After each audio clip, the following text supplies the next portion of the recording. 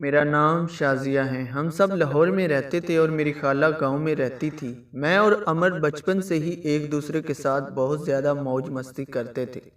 फिर हम लोग लाहौर आ गए और मेरी खाला गांव में ही रहने लगी। मेरी पढ़ाई लाहौर में मुकम्मल हुई, जबकि अमर जब यूनिवर्सिटी पढ़ने के लिए लाहौर आया तो वो हमारे घर में ही रहता था। फिर आहिस्ता आहिस्ता हम दोनों में मज़ीद बातचीत बढ़ना शुरू हो गई। मैं भी फुल जवान थी और वो भी 21 साल का हो गया था। हम दोनों एक ही कमरे में अकेले इकट्ठे मिलकर पढ़ाई किया करते थे। फिर आहिस्ता आहिस्ता हम दोनों में मोहब्बत की कशिश पैदा होने लगी। हमारे घर वाले भी हम दोनों को देखकर बहुत ज़्यादा खुश हुआ करते थे और मेरी खाला की भी यही ख्वाहिश थी कि हमारे बेटे की शादी इधर ही हो जाए। लेकिन मुझे क्या पता था कि शादी से पहले ही मेरे साथ बहुत कुछ हो जाएगा। फिर मजबूरन मुझे भी अमर से शादी करना पड़े। मैंने सबसे पहले अमर से शादी का कहा तो वो सोच में पड़ गया और काफ़ी दिन सोचने के बाद उसने जवाब दिया कि ठीक है, अगर घर वाले मान जाते हैं तो मुझे भी कोई एतराज़ नहीं। मैं उस वक़्त यही सोच रही थी, अगर वो ना मानता तो शायद मेरे साथ आगे क्या ही होता। फिर हम दोनों के घर वालों ने हमारी पढ़ाई मुकम्मल होने के बाद शादी कर दी और मैं अमर के घर गांव में चली गई। और मेरे यानी शाजिया के जहन में यही बात थी कि शायद शादी सिर्फ नफ्सियाती ख्वाहिशात की तकमील का मरकज़ है। वो अपनी शादी की रात अरबी जोड़ा पहने हुए बैठी थी, अपनी गोद में वीरे मंदी वाले हाथों को मसलसल देख रही थी। इतने में दरवाज़ा खुलने की आवाज़ आई और शाजिया ने सर उठाकर देखा।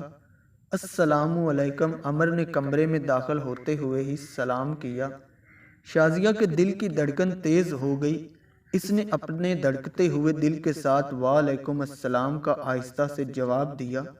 अमर ने आहिस्ता से अपनी नई नवेली दुल्हन का घूंघट उठाया और उसके हसीन चेहरे का दीदार किया, जैसे ही इसने चंद घंटों पहले खुद पर हलाल किया था।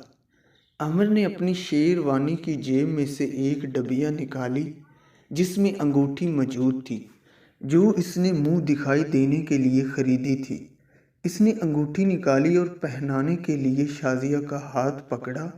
यूं ही अमर ने शाजिया का हाथ थामा तो उसे हैरत का एक झटका लगा। आपको तो बहुत तेज़ बुखार है, अमर ने परेशानी से कहा। थकावट की वजह से हो गया होगा। अब इसकी आवाज़ में नकाहट थी।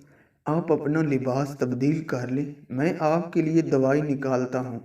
अमर को इसकी बहुत ज़्यादा फिक्र हो रही थी। शाजिया ड्रेसिंग रूम में गई। उसने अपना जेवर उतारा और भारी भरकम ड्रेस तब्दील कर लिया। चेहरे से मेकअप साफ करके साफ शफाफ गोरी रंगत वाला चेहरा लेकर बाहर आ गई। अमर ने शाजिया को बेड पर बिठाया और बुखार की दवाई दी।